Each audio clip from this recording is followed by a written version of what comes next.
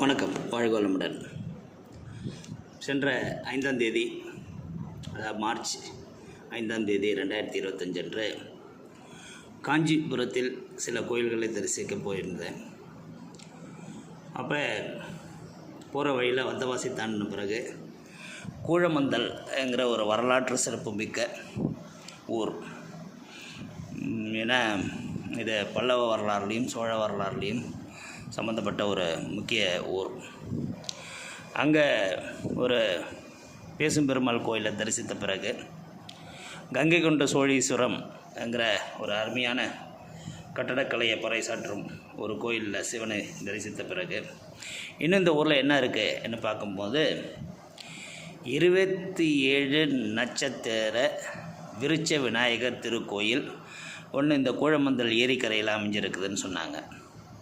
சரி, அதையும் பார்த்துருவோன்னு சொல்லிவிட்டு அருமையான சாலை, இரு மரங்கிலும் பனை மரங்கள், ஒரு பெரிய பனந்தோப்புக்குள்ளே அந்த கோயில் அமைஞ்சிருக்குது. 27 நட்சத்திரங்களுக்கு உரிய அதிதேவதைகளுக்கு தனித்தனி கோயில், ராசிகளுக்கு தனித்தனி கோயில், இன்னும் பல பரிகாரங்களை செய்வதற்கு உண்டான அதிதேவதைகள், சனீஸ்வரனுக்கு தனி கோயில். அது இல்லாமல் கோயிலோட வெளிப்பிரகாரத்தில் 27 நட்சத்திரத்துக்கும் உரிய மரங்கள் நடப்பட்டு சிறப்பாக பராமரிக்கப்பட்டுள்ளது. 10 வருடங்களுக்கு முன்பு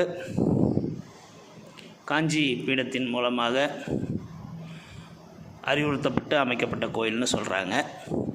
அத்தி மரத்தின் ஒரு பகுதியை காஞ்சி மடம் இந்த கோயிலுக்கு அன்பளிப்பாக வழங்கி அதில் ருத்ராட்சம் அணிவிக்கப்பட்டு ருத்ராட்ச லிங்கமாக ஒரு லிங்கம் ஸ்தாபிதம் செய்யப்பட்டுள்ளது. இந்த கோயிலில் மிக தூய்மையாக பராமரிக்கப்படுகிறது.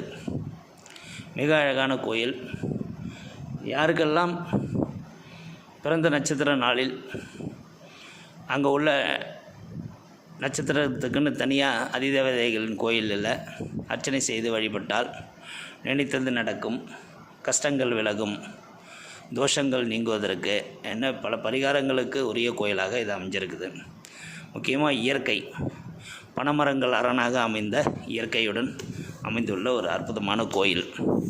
அது மட்டும் இல்லாமல் இந்த கோயிலில் நான் எல்லா கோயிலுக்கும் போயிட்டு வந்த பிறகு சொல்கிறது தான், இந்த கோயிலை பற்றி கொஞ்சம் எழுதி வைங்க, எதுக்கெல்லாம் செலவு பண்ணுறாங்க, அந்த கோயிலை பற்றி சில கோயில் வரலாறு, கோயிலோட சிறப்பு, கோயிலோட ஐதீகம், இதெல்லாம் மக்கள் தெரிஞ்சுக்கிற அளவுக்கு ஃப்ளக்ஸ் பேனர் வைங்க.